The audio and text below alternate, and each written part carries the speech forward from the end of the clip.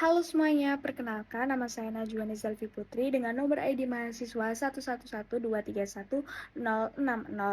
Di video kali ini saya akan membahas mengenai primary sex determination in male untuk pemenuhan tugas mata kuliah biologi kedokteran. Yang pertama adalah definisi. Determinasi penentuan kelamin pada laki-laki adalah proses biologis di mana seorang individu berkembang menjadi laki-laki. Pada manusia, ini umumnya terkait dengan kromosom seks yang dimiliki oleh individu tersebut. Laki-laki biasanya memiliki kromosom XY yang menentukan perkembangan mereka sebagai laki-laki. Proses ini dimulai pada saat pembuahan ketika sperma yang mengandung kromosom Y dari ayah bertemu dengan sel telur yang mengandung kromosom X dari ibu. Kombinasi ini menghasilkan individu dengan kromosom XY yang akan berkembang menjadi laki-laki. Faktor-faktor genetik dan hormon juga berperan dalam perkembangan organ dan karakteristik seksual sekunder laki-laki selama masa pertumbuhan. Nah, selanjutnya yang kedua yakni fertilisasi 23 sperma Y dengan oosit. Fertilisasi yang melibatkan sperma Y dan oosit biasanya menghasilkan embrio dengan kromosom jenis kelamin XY yang kemudian akan berkembang menjadi anak laki-laki. Fertilisasi biasanya terjadi setelah oosit yang telah matang dilepaskan dari ovarium atau indung telur dalam proses yang disebut ovulasi. Oosit yang telah matang ini siap untuk pembuahan. Selanjutnya, sperma Y adalah salah satu jenis sperma yang mengandung kromosom jenis kelamin Y. Sperma Y berisi informasi genetik yang akan menentukan jenis kelamin anak yang akan lahir. Fertilisasi terjadi ketika sperma Y bertemu dengan oosit. Ini biasanya terjadi di saluran tuba falopi, tempat oosit menunggu pertemuan dengan sperma. Selanjutnya, sperma yang sukses menembus lapisan sel oosit dan menggabungkan kromosom Y dengan kromosom X dari oosit, ini akan menghasilkan zigot yang memiliki kromosom XY.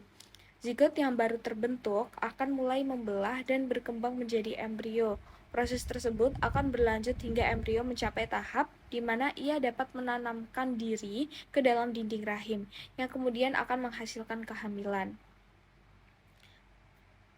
Penentuan jenis kelamin karena sperma Y mengandung kromosom Y dengan oosit mengandung kromosom X. Pembuahan seperti itu akan menghasilkan embrio dengan kromosom XY yang akan berkembang menjadi anak laki-laki.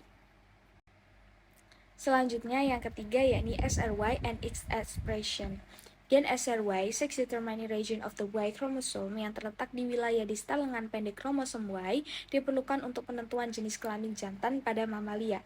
SRY memulai serangkaian langkah yang diperlukan untuk membentuk testis dari gonan yang tidak berdiferensiasi. Gen tersebut mendorong produksi sex determining region box 9 atau SOX9.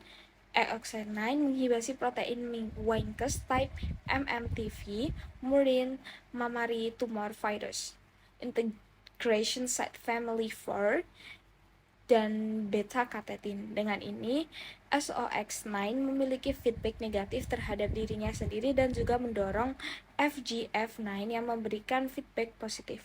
Hal tersebut menyebabkan konsentrasi SOX9 meningkat. Fenomena ini mendorong perkembangan testis. Dan yang terakhir yakni change of indifferent gonad. Perubahan dari gonad ke testis atau ke dalam pengembangan seorang individu pria adalah hasil dari perkembangan embrio yang dipengaruhi oleh kromosom seks. Jika embrio memiliki kromosom seks XY, maka gonadnya akan berkembang menjadi testis. Testis pada gilirannya akan memproduksi hormon seks pria seperti testosteron. Hormon testosteron memainkan peran kunci dalam perkembangan karakteristik seksual pria sekunder, seperti pertumbuhan rambut wajah, perubahan suara, dan perkembangan organ genitalia eksternal yang sesuai dengan jenis kelamin pria. Jadi, perubahan dari gonad menjadi testis dan kemudian menjadi individu pria merupakan bagian dari perkembangan biologis yang dikendalikan oleh kromosom seks dan hormon-hormon seks pria. Sekian dari penjelasan saya, semoga apa yang saya jelaskan dapat dimengerti dan bermanfaat. Kurangnya mohon maaf dan terima kasih.